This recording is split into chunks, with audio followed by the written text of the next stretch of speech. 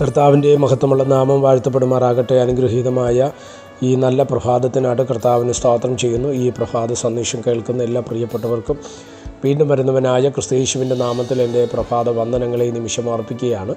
പ്രാർത്ഥനയോടും ദൈവാശ്രയത്തോടും കൂടി ഈ സന്ദേശത്തിലേക്ക് നിങ്ങളുടെ ശ്രദ്ധയെ തിരിക്കുന്നു. യോഹന്നാൻ എഴുതിയ സുവിശേഷം 14-ാം അധ്യായം അതിൻ്റെ 27-ാമത് വാക്യം. സമാധാനം ഞാൻ നിങ്ങൾക്ക് തന്നയിച്ചു പോകുന്നു, എൻ്റെ സമാധാനം ഞാൻ നിങ്ങൾക്ക് തരുന്നു. ലോകം തരുന്നത് പോലെയല്ല ഞാൻ നിങ്ങൾക്ക് തരുന്നത്. നിങ്ങളുടെ ഹൃദയം കലങ്ങരുത്, ഭ്രമിക്കുകയും അരുത്. യേശു കർത്താവ് ഈ ഉലകത്തിലായിരുന്നപ്പോൾ സ്തോത്രം തങ്ങളെ വിട്ട് ശിഷ്യന്മാരെ വിട്ട് പിരിയുന്ന ആ സമയത്ത് ശിഷ്യന്മാരെ പ്രബോധിപ്പിച്ച് അനുഗ്രഹീതമായൊരു വാഗ്ദാനമാണ്, എൻ്റെ സമാധാനം ഞാൻ നിങ്ങൾക്ക് തന്നയിച്ചു പോകുന്നു. അവിടെ പറയുന്ന വാക്ക് നിങ്ങൾ ശ്രദ്ധിക്കണേ.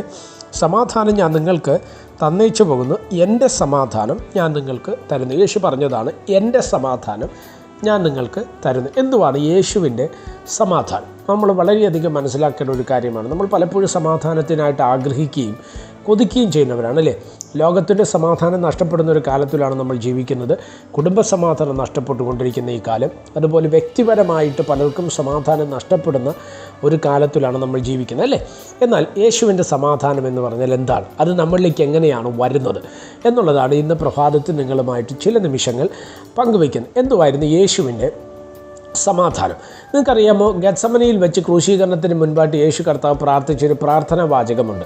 ആ പ്രാർത്ഥന ഇങ്ങനെയായിരുന്നു: കഴിയുമെങ്കിൽ ഈ പാനപാത്രം എങ്കിൽ നിന്ന് നീക്കണമേ, എങ്കിലും എൻ്റെ ഇഷ്ടമല്ല നിൻ്റെ ഹിതം തന്നെ നിറവേറണമെന്ന് പറഞ്ഞ് സ്തോത്രം യേശു കർത്താവ് പ്രാർത്ഥിക്കുകയും ആ സമയത്ത് ദൈവം തൻ്റെ ദൂതന്മാരെ അയച്ച് യേശുവിനെ ശുശ്രൂഷിക്കുകയും ചെയ്തതായിട്ട് നമ്മൾ വായിക്കുന്നുണ്ട്. അതിനുശേഷം ഇങ്ങോട്ട് പിലാത്തോസിൻ്റെ മുറ്റത്ത് വെച്ച് ശക്തമായ ആക്രമണങ്ങൾ യേശുവിനെതിരെ അഴിച്ചുവിടുമ്പോഴും രോമം കത്രിക്കാൻ കൊണ്ടുപോകുന്നൊരു കുഞ്ഞാടിനെ പോലെ യേശു എന്ത് ചെയ്തു? മൗനമായിരിക്കാൻ തക്കവണ്ണം ഇടയായി. തലയിൽ മുൾമുടി വയ്ക്കുന്ന സാഹചര്യം വരുന്നുണ്ട്. സ്തോത്രം കൈകൾ ആണികളിൽ തറയ്ക്കപ്പെടുന്നു, കാലുകൾ ആണിയിൽ തറയ്ക്കപ്പെടുന്ന സാഹചര്യം വരുന്നുണ്ട്. സ്തോത്രം ഇവിടെയെല്ലാം യേശു മൗനമാകുന്നതായിട്ട് നമുക്ക് കാണുവാൻ കഴിയും. ഇവിടെയാണ് സമാധാനത്തിൻ്റെ ആഴം നമ്മൾ മനസ്സിലാക്കുക. എന്നാണ് ദൈവിക സമാധാനം എന്ന് പറയുന്നത് എന്ന് ചോദിച്ചാൽ, ഏറ്റവും ഇരമ്പുന്ന പ്രശ്നങ്ങൾ, കടൽ ഇളകി വരുന്നത് പോലുള്ള പ്രയാസങ്ങൾ, പ്രതിസന്ധികൾ നമ്മുടെ ജീവിതത്തിൽ വരുമ്പോൾ ദൈവത്തിൽ ആശ്രയിച്ച് മൗനമാകുമ്പോഴാണ് ദൈവിക സമാധാനത്തിൻ്റെ ആഴം നമ്മൾ തിരിച്ചറിയുന്നു. ഒന്നുകൂടെ പറയാം. യേശുവും ശിഷ്യന്മാരുമായി ഗദരദേശത്തേക്ക് പോകുന്ന വഴിയാത്രയിൽ കാറ്റ് ഇളകി, കടലിളകി, സ്തോത്രം ശക്തമായ തിരമാലകൾ സ്തോത്രം അടിച്ചു വരുന്ന സാഹചര്യമുണ്ട്.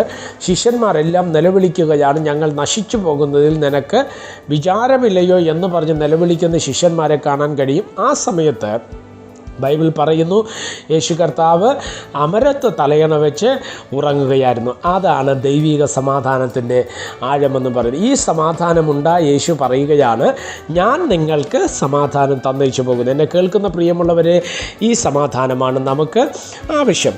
ആ സമാധാനം നമ്മളിലേക്ക് വന്നു കഴിഞ്ഞാൽ ഏത് പ്രതിസന്ധിയുടെ ഘട്ടത്തിലും, ഏത് പ്രതികൂല സാഹചര്യത്തിലും, ഏത് പ്രതിസന്ധിയുടെ ആഴങ്ങൾ നമ്മുടെ ജീവിതത്തിൽ കടന്നു വന്നാലും ഈ സമാധാനം നമ്മളെ പണിയുവാൻ തക്കവണ്ണം ഇടവരും. ആ ദൈവിക സമാധാനം നിങ്ങളിലേക്ക് വ്യാപരിക്കട്ടെ. പ്രാർത്ഥിക്കാം. പരിശുദ്ധനായ ദൈവമേ, സ്വർഗീയ പിതാവേ, ഈ സന്ദേശത്തിനായിട്ട് സ്തോത്രം. ഈ സന്ദേശം കേൾക്കുന്ന എല്ലാ പ്രിയപ്പെട്ടവരെ കർത്താവിൻ്റെ കരങ്ങളിൽ ഏൽപ്പിക്കുന്നു. ഒരു ദൈവിക സമാധാനത്തിനായി ആഗ്രഹിക്കുന്ന വ്യക്തികളെ ഏൽപ്പിക്കുകയാണ്. പരിശുദ്ധാത്മാവിടെ അത്ഭുതങ്ങളെ ചെയ്താട്ട് വഴികളെ കർത്താവ് തുറക്കണമേ, സാഹചര്യങ്ങളെ അനുകൂലമാക്കണം. മഹത്വം അങ്ങേക്ക് യേശു കർത്താവിൻ്റെ നാമത്തിൽ തന്നെ. ആമേൻ. എല്ലാവരെയും ദൈവം അനുഗ്രഹിക്കട്ടെ. God bless you.